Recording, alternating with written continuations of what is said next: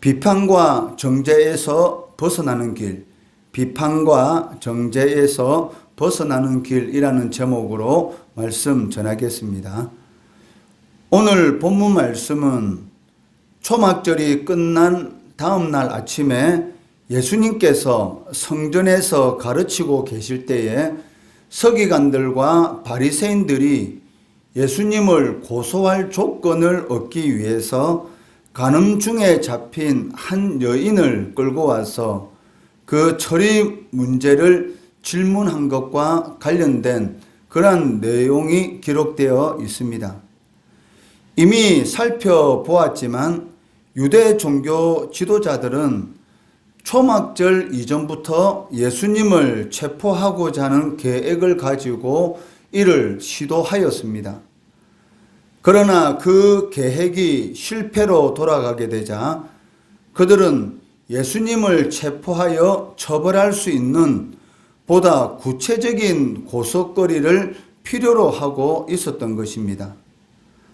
아마 유대 종교 지도자들은 예수님을 고소할 미끼로 사용하기 위해서 평소에 간음 혐의를 받고 있던 여인을 노리고 있었던 것 같습니다. 그리고 그 현장을 급습해서 이 여인을 끌고 예수님 앞으로 데리고 온 것으로 보입니다. 지금으로 말하면 잠복 근무를 하다가 현장을 급습했다라고 할 수 있죠. 왜냐하면 간음죄는 간음하는 현장에서 붙잡아야 되기 때문에 그러한 현장을 잡기 위해서는 당연히 그러한 사건이 일어나는 그 순간까지 그곳을 지키고 있어야 했던 것이기 때문입니다. 이러한 모습을 통해서 우리는 유대 종교 지도자들이 이 죄에 빠진 가련한 여인뿐만이 아니라 심지어 하나님의 율법까지도 자신들의 악한 목적, 즉 예수님을 붙잡기 위한 그러한 목적에 이용하고 있다는 것을 알 수가 있습니다. 이에 대해서 예수님께서는 너희 중에 죄 없는 자가 먼저 돌로 치라라는 유명한 말씀으로 그들의 계략을 물리치시고 심판의 두려움에 떨고 있던 여인을 용서해 주시고 다시는 죄를 짓지 않도록 명령하는 것을 볼 수가 있다는 것이죠. 본문 11절 말씀해 보시면 가서 다시는 죄를 범하지 말라라는 이 주님의 명령은 이 여인이 지금까지 이러한 범죄를 계속해서 이어오고 있었다는 것을 알 수가 있습니다. 그렇기 때문에 더 이상 이러한 죄를 짓지 말라고 엄중하게 주님께서 명령하시고 계시는 것입니다. 그리고 이러한 주님의 명령은 그녀에게 주어지는 새로운 기회인 동시에 일종의 경고라고도 할 수 있습니다. 만일 그녀가 이와 같은 주님의 큰 은혜를 망각하고 주님께서 주신 기회를 헛되이 낭비하게 된다면 어쩌면 새로운 기회는 다시는 주어지지 않을 수도 있을 것입니다. 그렇기 때문에 그녀에게 있어서 주님의 이 명령은 이제부터는 매일 매 순간 중요한 선택에 직면하게 된다는 것이죠. 그리고 이것은 주님을 만남으로 죄에서 노임받은 우리 모두에게도 해당되는 것이다 라고 할 수가 있을 것입니다. 이 여인이 주님의 은혜를 망각하고 또 똑같은 죄를 범하게 된다면 다시는 그 죄 가운데서 벗어날 수 있는 그러한 기회를 영원히 잃어버릴 수도 있는 것처럼 예수 그리스도의 보혈의 피로 말미암아 구원받은 우리들이 하나님이 원하지 않는 그러한 삶을 반복적으로 살아간다면 어쩌면 우리도 주님께서 베풀어 주신 이 구원의 은혜에서 멀어질 수가 있다는 것이죠. 그렇기 때문에 11절에 가서 다시는 죄를 범하지 말라라는 이 주님의 이 말씀은 오늘 이 시대를 살아가는 우리 성도들에게도 똑같이 적용되는 말씀이다라고 할 수 있을 것입니다.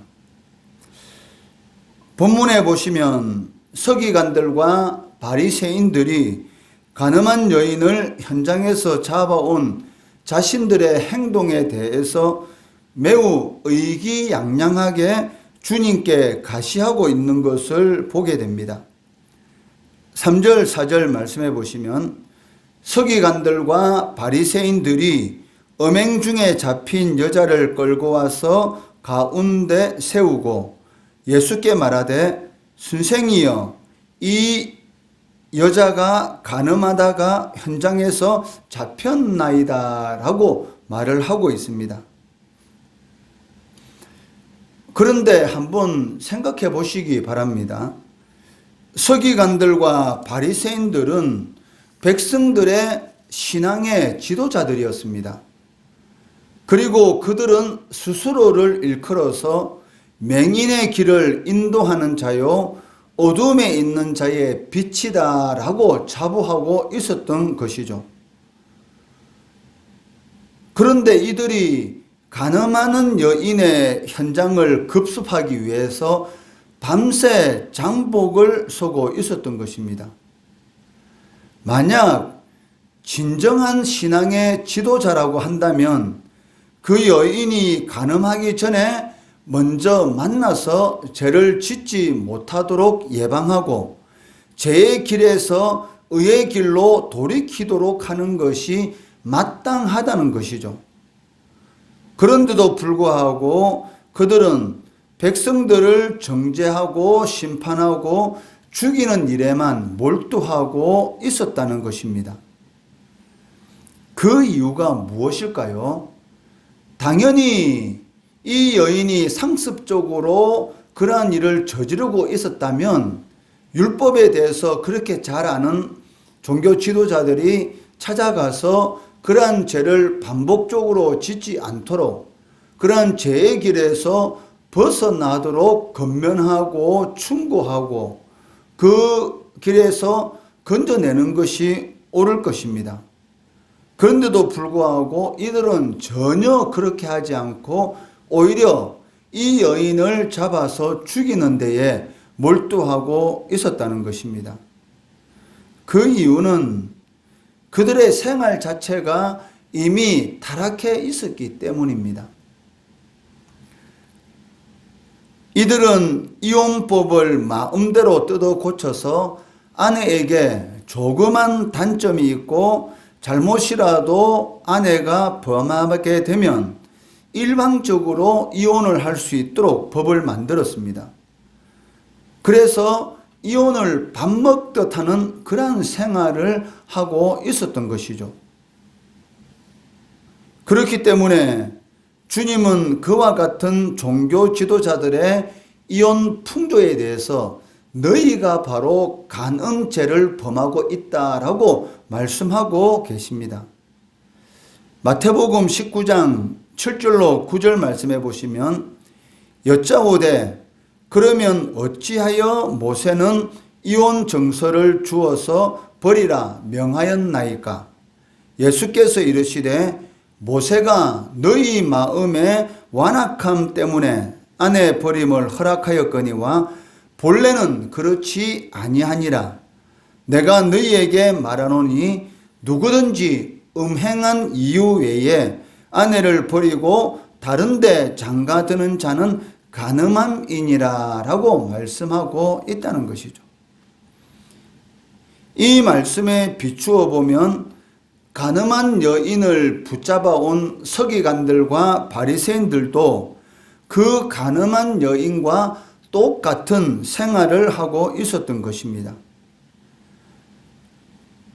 자신들이 이처럼 타락한 생활을 하고 있었기 때문에 자기들이 짓는 불의와 죄를 합리화하기 위해서 백성들의 죄를 찾아내 정죄하는 일에만 급급했던 것이죠.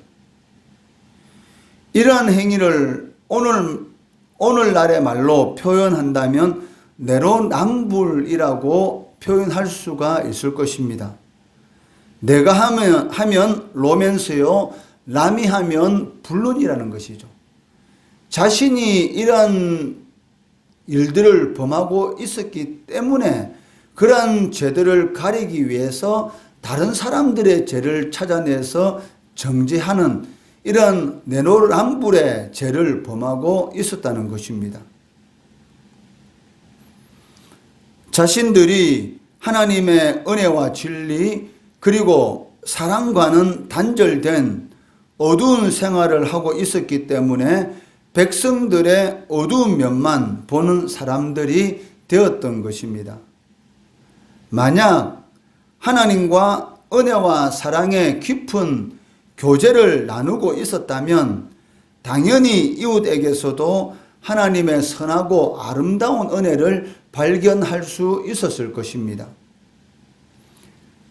설령 이웃이 불의한 죄를 범했다 할지라도 자신이 하나님의 은혜 가운데 거하고 있었다면 그 영혼이 불쌍하게 여겨져서 그를 위해서 당연히 하나님께 기도하였을 것이고 제사함의 은혜 안으로 인도하고 싶었을 것이라는 것입니다. 이것이 바로 은혜 충만한 성도의 모습입니다. 우리가 신앙생활 하면서 우리 자신이 은혜 충만하면 모든 것이 좋게 보이게 됩니다. 다른 사람의 허물도 그것이 은혜롭게 보이게 되고 다른 사람이 나에게 상처 입히는 말을 하더라도 그럴 수도 있지라는 그러한 마음으로 받아들이게 된다는 것이죠.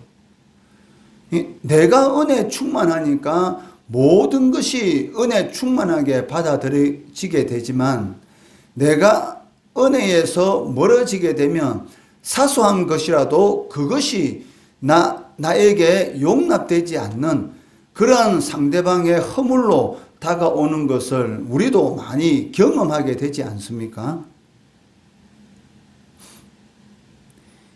이러한 상태, 은혜에서 멀어진 죄로 인한 타락한 상태로 유대 종교 지도자들이 거하고 있었던 것입니다. 하나님과 단절된 생활을 하고 불의와 죄 가운데 타락한 자들은 이웃에게서 부정한 것들만 찾아내게 된다는 것이죠. 그리고 비판하고 정죄하는 일에만 몰두하게 되는 것입니다. 그들에게서는 사랑과 용서, 관용의 모습은 전혀 찾아볼 수 없다는 것입니다.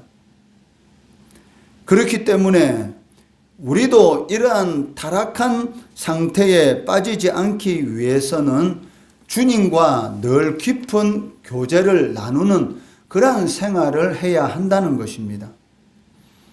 그래야지만이 우리 생활과 양심이 정결한 상태가 되고 이웃을 사랑하고 관용으로 대할 수 있는 힘을 얻게 되는 것입니다. 53절 말씀과 1절의 말씀은 우리가 어떠한 신앙생활을 해야 하는지 그리고 그러한 신앙생활을 할 때만이 종교 지도자들처럼 비판과 정죄의 그러한 삶을 살지 않는다는 것을 우리들에게 가르쳐 주고 있습니다. 53절 그리고 8장 1절 말씀해 보시면 다 각각 집으로 돌아가고 예수는 감람산으로 가시니라 라고 기록되어 있습니다. 예수님에 대해서 논란을 벌이는 산헤드린 공회의 유대 종교 지도자들은 각각 집으로 돌아간 반면에 예수님께서는 습관적으로 가서 기도하시던 감람산으로 가시는 것을 볼 수가 있다는 것이죠. 사도 요한이 왜 이 내용을 기록하고 있겠습니까? 예수님과 논쟁이 끝났으면 집으로 돌아가는 것은 당연한 것이고 다 각각 집으로 돌아갔다라는 이 내용은 실질적으로는 기록할 필요가 없는 내용입니다. 그런데도 불구하고 굳이 각각 집으로 돌아가고 예수님은 감람산으로 가셔서 기도하셨다라는 이 대조하는 이 내용을 기록한 그 목적이 무엇일까요? 유대 종교 지도자들이 타락하게 된 그 근본적인 이유를 우리들에게 가르쳐 주고 있다는 것이죠. 즉, 하나님의 뜻에 대해서는 별 관심을 가지고 있지 않았다는 것입니다. 만약에 유대 종교 지도자들이 하나님의 뜻에 관심을 가지고 있다면 예수님께서 하시는 이런 모든 일들을 보았을 때에 과연 이분이 누구인가에 대해서 하나님 앞에 기도하면서 진정으로 하나님으로부터 온 사람인지 아니면 자신 스스로 그런 일들을 행하고 있는지 하나님 앞에 끊임없이 물어보는 그런 기도 생활을 하였을 것입니다. 그리고 불쌍한 그 여인을 의의 길로 돌이키는 그러한 일을 하였을 것이라는 것입니다. 그런데도 불구하고 이들은 하나님의 뜻을 묻는, 즉 하나님과의 교제의 삶에 대해서는 전혀 관심이 없고 육신의 정욕 그리고 자신들의 이 지도자로서의 이런 기도권을 누리기 위한 그런 데에만 관심이 있었다는 것이죠. 그렇지만 주님께서는 항상 기도하시는 그 감람산으로 가셔서 하나님과의 깊은 교제 가운데서 이들을 위해서 또 하나님의 나라를 위해서 기도하셨다라는 것을 이렇게 대조하면서 사도 요한은 보여주고 있다는 것입니다. 이처럼 늘 하나님의 뜻을 구하는 그러한 삶을 살아가게 될 때에 하나님의 은혜에 거하게 됩니다. 우리들도 실수할 수도 있고 다른 사람의 잘못된 일에 대해서 비판하고 정죄할 수는 있지만 기도하는 가운데에 거하고 있다면 자신의 잘못에 대해서 깨닫고 바로 돌이킬 수 있는 그런 은혜가 임한다는 것이죠. 사람은 누구나 불완전한 존재이기 때문에 언제든지 하나님이 기뻐하는 일을 행할 수도 있습니다. 그렇지만 타락의 상황까지는 기도하는 사람은 절대로 떨어지지 않습니다. 그렇기 때문에 사도 요한은 이 예수님의 이 모범의 이 모습을 우리들에게 가르쳐 주면서 항상 깨어서 기도할 것을 하나님의 은혜의 거함으로 인해서 어두운 면보다는 밝은 면, 즉 성도들의 다른 사람들의 긍정적인 면을 보도록 우리를 이끌고 있다는 것이죠. 늘 하나님과 교제의 삶을 살아갈 때에 비판과 정죄보다는 관용과 사랑의 모습을 더 볼 수가 있고 성령 충만, 저 은혜 충만한 그러한 삶을 살아갈 수가 있다는 것입니다.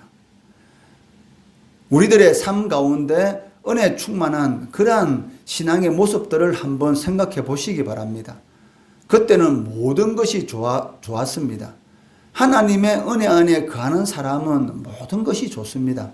이런 은혜를 회복하시고 비판과 정죄보다는 사랑과 관용의 모습을 통해서 연약한 자들, 죄에 빠져서 신음하고 있는 영혼들을 의의 길로 인도하는 하나님의 도구로 사용되는 성도 되시기를 주의 이름으로 축원합니다.